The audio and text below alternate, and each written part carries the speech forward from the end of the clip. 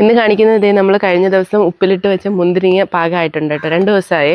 അപ്പോൾ അതൊന്ന് എടുത്ത് നോക്കാം, കഴിച്ച് നോക്കാം എങ്ങനെയുണ്ടെന്ന്. ഞാൻ കുറച്ച് പോലും വെള്ളം ചേർത്തിട്ടില്ല കേട്ടോ. അന്ന് ആ ഉപ്പും മുന്തിരിയും മാത്രമാണ് ഇതിൻ്റെ അകത്ത് ഇട്ടിട്ടുള്ളത്. അപ്പോൾ എടുക്കട്ടെ, എടുക്കട്ടെ.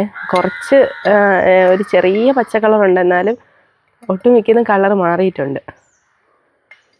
ഒന്ന് ചുരുങ്ങിയിട്ടുണ്ട് കേട്ടോ അതിൻ്റെ അകത്ത് വെള്ളമൊക്കെ പോയിട്ട്.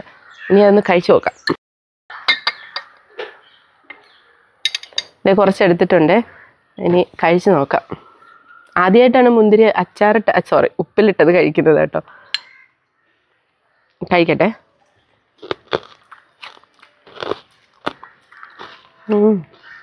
നല്ല ടേസ്റ്റ് ഉണ്ട്.